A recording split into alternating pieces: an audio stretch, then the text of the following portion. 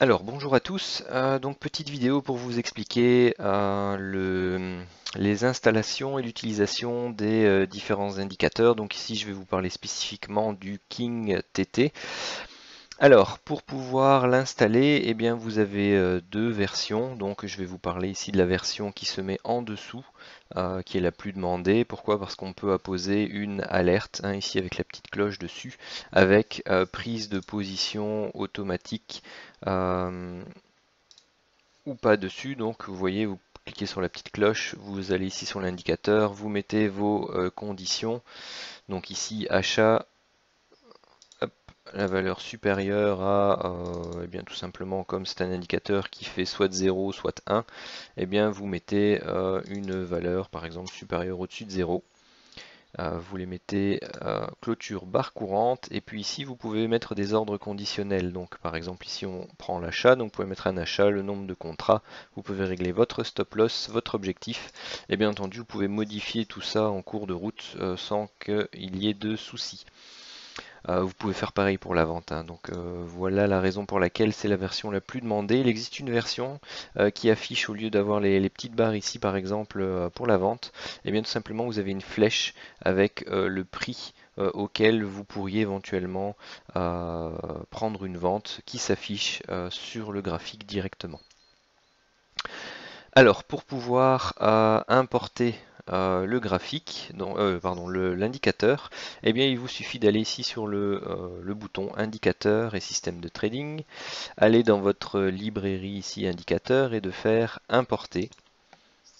Vous allez rechercher le fichier là où vous l'avez enregistré, hein. Donc par exemple ici KingTT DAX 1000 tick test, et puis vous faites importer. Donc moi je ne vais pas le faire parce qu'ils existent déjà.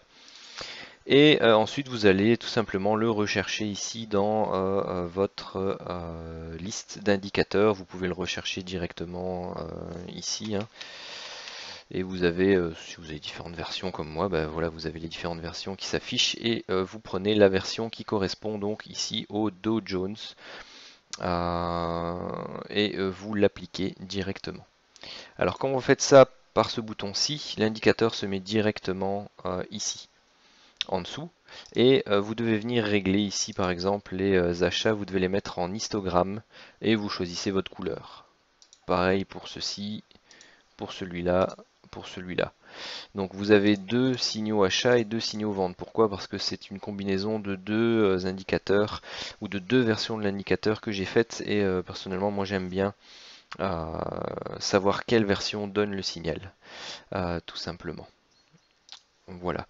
Donc une fois que vous avez réglé tout en histogramme et avec vos couleurs, donc vous n'êtes pas obligé de mettre des couleurs distinctes pour les signaux d'achat et les signaux vente. Et donc vous aurez par exemple tout vert et tout rouge. Alors comment est-ce qu'ils vont s'utiliser? Eh bien tout d'abord, c'est pas un indicateur de signaux. C'est-à-dire qu'il ne va pas officiellement vous donner un signal en vous disant voilà, vous devez acheter et vous devez vendre absolument quand il y a le signal. Non, c'est un indicateur, donc c'est une aide à la décision. Et donc vous restez seul responsable des trades que vous prenez, que ce soit avec ou sans indicateur, hein, d'ailleurs. La manière dont moi je l'utilise, eh bien tout simplement, généralement quand je fais les reporting sur les réseaux sociaux, eh bien je prends tous les signaux et je mets l'amplitude maximale que le signal a donné.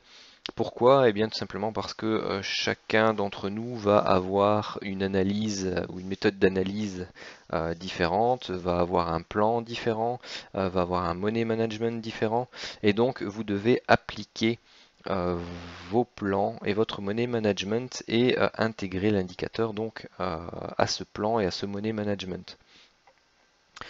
Donc tout simplement, moi j'ai l'habitude, enfin je travaille l'héliotisme, et donc actuellement dans la configuration, je vais peut-être le mettre en 15 minutes, eh bien moi je recherche ici sur cette zone, eh bien des achats. Pourquoi? Parce que j'ai une impulsion en 5 temps, donc j'ai noté vague A ou une, donc bon, c'est de l'héliotisme. Vous avez ici une correction en 3 temps, donc vous avez ici une baisse, une latéralisation et une nouvelle baisse. Et donc pour moi ça c'est une fin de vague B ou fin de vague 2, surtout que maintenant on est venu casser ces niveaux-là et qu'on part au nord. Donc ici, comment ça se passe? Eh bien tout simplement vous pouvez travailler que ce soit sur le 15 minutes, le 5 minutes, le 1000 ticks, donc ce sont les trois unités de temps sur lesquelles je travaille le plus. Si je prends par exemple le 1000 ticks, eh bien vous aviez ici donc la zone recherchée dans mon plan de trading et vous voyez apparaître ici par exemple un point bas et un second point bas. Et donc vous êtes ici en formation d'un double bottom. Eh bien, le signal le plus important à prendre dans la journée pour moi, c'est celui-là. Pourquoi? Parce qu'il correspond à ma stratégie, qui est une recherche d'achat, et il intervient sur une zone clé, et en plus avec une formation chartiste très importante, qui est le double bottom. Et donc, vous aviez la possibilité, ou j'avais la possibilité, malheureusement je n'étais pas devant l'écran à ce moment-là, donc tant pis pour moi. Et bien tout simplement c'est pour ça que le système d'alerte est bien, mais je l'utilise pas encore personnellement assez souvent. Vous aviez une possibilité d'achat ici au niveau de l'ouverture de cette bougie là autour des 675 sur le Dow Jones. Et ensuite, eh bien, vous avez plusieurs possibilités. Soit vous prenez des TP multiples en fonction des différentes zones. Donc une première zone, c'était la ligne de coup ici du double bottom. Pourquoi? Parce que c'est souvent une zone de résistance et on peut parfois travailler cette zone sous forme d'un double top et donc d'avoir une réjection pour aller rechercher une troisième fois le point bas ici, voire le casser et partir plus bas. Donc ça c'est une première zone de TP. La seconde c'est celle-ci ou vraiment celle-ci. Donc vous avez plusieurs points d'accroche au niveau chartiste et vous avez le dernier sommet de la baisse qui est ici, qui est à casser pour une poursuite de l'impulsion haussière. Donc ça c'est une deuxième zone sur laquelle vous pourriez prendre éventuellement une partie de vos bénéfices. La troisième c'est celle-ci. Je vais peut-être retourner un peu plus en arrière. Non, pas assez. La troisième c'est celle-ci, pourquoi? Bien tout simplement parce qu'elle correspond à une zone chartiste en plus du dernier sommet qui est ici, donc c'est une troisième zone de prise de bénéfices et ça devient pour moi une des premières zones importantes sur lesquelles je pourrais prendre un reverse. Pourquoi? Parce que c'est une zone technique importante. On a eu une baisse, on corrige légèrement, encore légèrement, et on peut venir buter ici pour faire un double bottom. Donc pour moi c'est une première zone où je rechercherai les signaux de vente sur l'indicateur, voire celle-ci. Pourquoi? Parce que c'est une zone de support et résistance un peu plus ancienne et tiens, on le voit pas apparaître ici mais on le voit apparaître sur le 15 minutes de mémoire parce que je l'avais dessiné sur le 15 minutes. Voilà. Vous aviez ici en Elliott, donc ça c'est un triangle en expansion, au niveau chartiste c'est un porte-voix. Eh bien vous avez ici, c'est également la zone centrale du porte-voix, donc ce qu'on appelle l'apex du triangle en expansion. Et donc pour moi ça c'est la seconde zone importante sur laquelle je rechercherai un signal de vente de l'indicateur. Donc voilà la manière dont vous devez intégrer l'indicateur à votre stratégie de trading. Donc il peut être très efficace, mais parfois, vous voyez, bon, il vous donne des tout petits signaux hein, qui sont un peu dans la contre-tendance, parce que c'est un indicateur qui va chercher les signaux ou les zones potentielles de retournement et donc donner un signal de retournement potentiel qui peut être plus ou moins grand ou petit, ça dépend. À quel moment du cycle on se trouve au niveau de la structure de prix en fait de l'actif.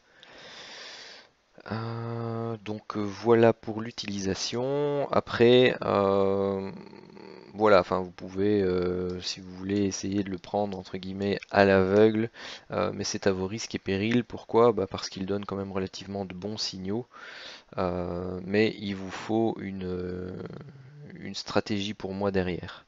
Euh, donc bah, voilà, si je prends ne fût-ce que les signaux de la veille, il y a eu ici sur le 15 minutes une vente là, bon bah ça retrace assez fortement, hein, c'est plus de 130 points de retracement, donc c'est un peu long. Mais ensuite bah, vous avez une seconde baisse. Donc ce premier signal-là n'est peut-être pas à prendre dans votre stratégie. Pourquoi?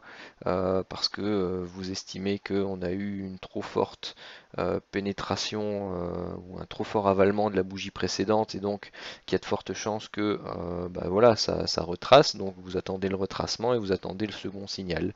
Bon, le second signal descend et donne une amplitude de 130 points par exemple. Ensuite, le signal suivant, eh bien, tout simplement, c'est celui-ci. C'est celui, non, ça c'était lundi, donc ça c'est mardi. Voilà, bah pour vous, vous êtes sur une zone ici de résistance. Eh bien, on vient taper dessus, on donne le signal. Eh bien, pour vous, c'est une indication de prise de position pour la vente. Après, vous pouvez très bien avoir un système de prise de bénéfices via les bandes de Bollinger, en fonction de leur cycle, en fonction de leur ouverture, euh, des canals de Donchian, des niveaux de retracement Fibonacci par exemple ici sur toute cette hausse. Eh bien voilà, vous dites moi je sais que dans ce type de mouvement on vient rechercher les 38,2 ou voire les 50% et donc vous prenez vos TP sur les 50%. Sur les 50% de Fibonacci, eh bien ça vous donnait une amplitude de plus ou moins 350 points. Bon, après, il fallait le garder overnight. Après, ça dépend si vous ne faites que de l'intra ou si vous voulez transformer vos intras ou une partie de vos intras en swing et le garder un peu plus longtemps. À nouveau, ça dépend si vous voulez prendre des TP multiples ou un seul et unique TP. Donc voilà, tout ce genre de choses, bon, ce sont des choses qui sont relativement personnelles, sur lesquelles on peut discuter, hein, si vous voulez des avis ou ce genre de choses, mais ne prenez pas les signaux bêtement à l'aveugle, même si je vous le dis dans la plupart des cas où ils ont un fort pourcentage de bons signaux. Faites attention aux tendances relativement fortes comme celle-ci, hein, allez pas vous mettre en face, sachant que bah, vous n'avez pas de niveau de support ou ce genre de choses, hein. Le premier niveau de support ici était dans cette zone-là. Bah, vous voyez, on l'a travaillé pendant la nuit ici. Bon, après, voilà, sur le 15 minutes, il n'y a pas eu de signal. Sur le 5 minutes de mémoire, il y en a eu. Ou, ah ben non, c'est vrai, ici, je n'affiche pas les signaux euh, nocturnes, donc je n'affiche que les signaux entre 9h et 21h30. Donc si vous voulez une version, par exemple, qui affiche tous les signaux, c'est-à-dire 24 heures sur 24, parce qu'ici on est sur les CFD, bah dites-le moi à ce moment-là, j'enlève le filtre de la plage horaire et vous avez des signaux qui pourront apparaître sans doute ici, puisque on aura des zones travaillées de prix de retournement à cet endroit-là. Donc voilà pour toutes les informations. Technique d'utilisation. Alors vous avez bien entendu des versions pour le Dow Jones, pour le DAX, et vous pouvez en demander suivant les actifs que vous avez l'habitude de trader. Donc je paramètre l'indicateur en fonction de l'actif et en fonction des unités de temps. Pourquoi? Parce qu'il y a certains paramètres de l'indicateur qui ont une influence assez importante sur justement ces différents points que sont le type d'actif et les unités de temps travaillées. Donc n'hésitez pas à me revenir avec des questions si jamais vous en avez.